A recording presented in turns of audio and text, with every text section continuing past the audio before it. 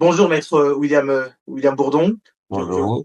je vous remercie d'accorder à Team Congo cet échange exclusif. Pour ceux qui nous regardent, je rappelle que vous êtes avocat de la République démocratique du Congo. Vous faites donc partie de l'équipe internationale des avocats qui a déposé des plaintes contre des filiales d'Apple en France et en Belgique pour l'utilisation de minerais de sang provenant de la RDC. Maître, une première question. Au mois d'avril dernier, votre équipe avait déjà adressé une mise en demeure à Apple concernant le minerai de conflit.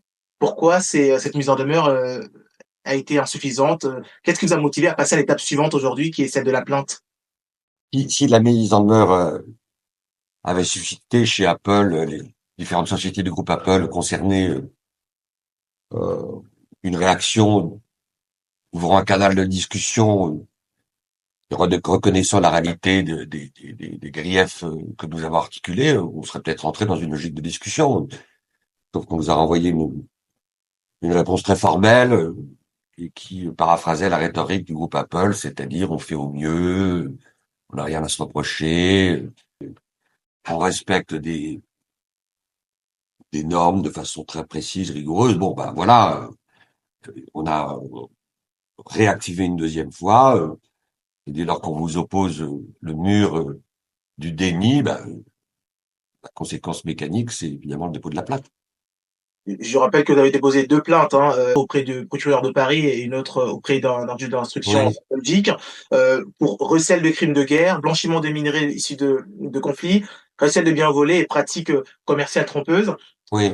Euh, Est-ce que vous pouvez nous expliquer, s'il vous plaît, mettre en quelques mots plus simples, en quoi consistent ces accusations réellement?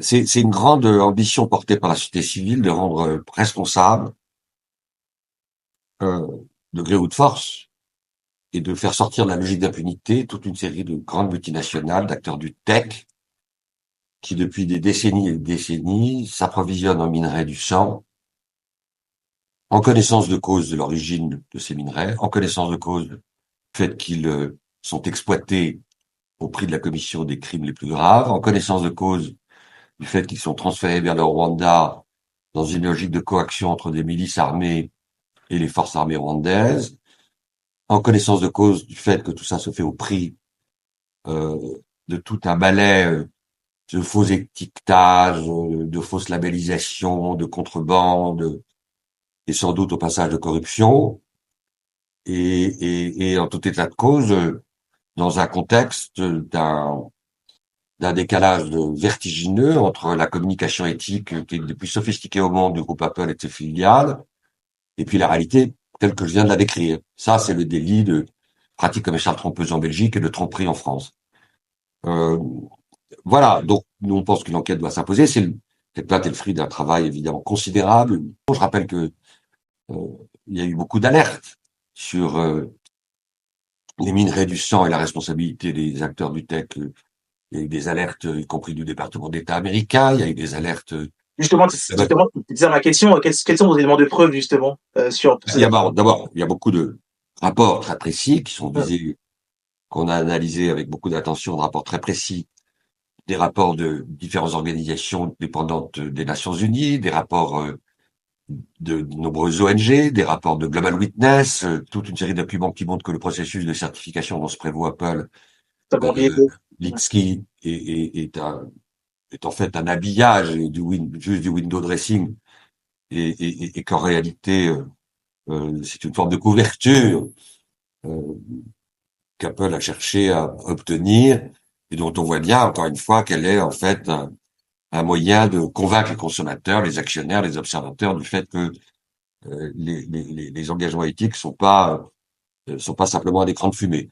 Voilà, donc euh, c'est un énorme boulot qu'on a fait en collaboration avec les équipes à Kinshasa, les équipes en Belgique, différentes sources, et on est persuadé qu'il y a d'autres personnes qui savent des choses et qui un jour s'exprimeront. Il y aura certainement des lanceurs d'alerte, peut-être en RDC, s'ils m'écoutent, je les encourage, s'ils peuvent révéler un certain nombre de ces faits, confirmer un certain nombre de choses, sans risque pour eux, bien sûr, mais sans risque pour eux, mais c'est une réalité aussi souterraine qui va sans doute émerger du fait du dépôt de cette plainte. Quand Apple, dans son rapport de 2023, sur les minerais de Campy destinés à la SEC, l'autorité des marchés financiers américains, affirme n'avoir trouvé aucune preuve que les fonderies et les raffineries de minerais de sa chaîne d'approvisionnement finançaient directement ou indirectement les groupes armés en RDC aux pays voisins. Comment vous réagissez à ces allégations-là? Écoutez, dans ce genre d'histoire, il y a toujours, depuis que je suis avocat, on a toujours des gens, des groupes, des entités bizarres qui viennent au secours des entreprises. Vous savez, c'est comme les plus grands experts sur le climat qui, il y a 30 ans, nous bassinaient sur le fait que la hausse de la température, c'était un fantasme. Il y a encore des scientifiques qui sont soudoyés. Moi, je n'hésite pas à lire soudoyés pour entretenir cette religion épouvantable qui s'appelle le climat scepticisme. Donc non, on savait que ça serait sur notre route, mais c'est pas ça qui va envoûter ni les observateurs, ni les médias, ni les autorités judiciaires qui sont saisies. Votre collègue américain, maître Robert Amsterdam, a révélé dans les médias que les plaintes belges et françaises n'étaient qu'une première salve contre un géant technologique. D'abord, pourquoi avoir commencé par l'entreprise Apple et aussi, y aura-t-il d'autres entreprises technologiques qui seront inquiétées? Je pense à Samsung, Huawei ou autres plus tard. Alors c'est toujours le problème, on a envie d'être exhaustif et universel, il y a bien d'autres agents du tech qui mériteraient de répondre, de crimes équivalents. Il y a d'autres pays aussi, d'autres plaintes pourraient être déposées, on y réfléchit, on va pas faire d'effet d'annonce, mais enfin, Hmm. l'idée que ça soit élargi, oui, est sur la table, comme l'idée de cibler d'autres agents du tech est sur la table aussi. Vous avez publié un communiqué le mardi dans l'équipe internationale des avocats et vous dites que qu'Apple utilise des minerais de 100 pilleurs en RDC et blanchit à l'international. Mais maître, mais qui est le pilleur de ces ressources minières à l'est de la RDC? Pourquoi votre client, la RDC, attaque d'abord le reseller plutôt que le pilleur? Il y a un contexte géopolitique compliqué dans cette affaire. Hmm. Nous, on n'est pas, contexte géopolitique, tout le monde le connaît. C'est le fait que les forces armées rwandaises sont en coaction avec des milices pour leur intérêt chacun. Euh, que si cette plainte peut susciter un débat public, ça sera bienvenu. Si du côté du Rwanda, ça peut susciter une réflexion sur les conséquences qui sont attachées à cette plainte, de cette complicité avec des milices qui extraient dans les conditions qui sont dénoncées ces minerais du sang, ça sera bien. Le reste, ça nous appartient pas. C'est une affaire de responsabilité politique. Mais ça n'empêche pas, dès lors qu'une enquête sera On sait. ordonnée, si les enquêteurs estiment que d'autres acteurs, qu'Apple, la responsabilité d'autres acteurs d'Apple peut et doit être recherchée, ça appartiendra aux enquêteurs d'élargir le champ d'enquête. Oui, bien sûr. Justement, parce on est surpris que dans le communiqué que vous avez publié avec vos collègues, qu'on ne puisse pas faire mention du Rwanda, qui est pourtant un foyer indispensable du blanchiment des minerais de la RDC. Donc, on s'interroge. Écoutez, c'est une situation compliquée que on ne peut que regretter le fait que l'RDC n'ait pas une totale souveraineté sur cette région. On peut regretter que la situation sécuritaire qui se dégrade de jour en jour et au prix parfois de crimes terribles et de précarisation de populations qui sont obligées de se déplacer. C'est c'est euh, c'est ce qui rend encore plus cynique cette politique d'extraction et de transfert, c'est qu'elle se fait au prix de ces crimes, de ces déplacements, et elle profite d'un vide sécuritaire qui un jour ou l'autre devra être rempli. C'est la responsabilité de la RDC, beaucoup d'efforts sont faits, il y a toute une dynamique qui est en route, mais force est de reconnaître que la situation reste compliquée. Tournons vers la fin de notre entretien. Maître, vous avez dit, je cite, c'est le devoir et l'honneur de la France d'être le premier pays à judiciariser les conditions d'exploitation de ces minerais de sang et l'enrichissement sans fin de ces grandes firmes.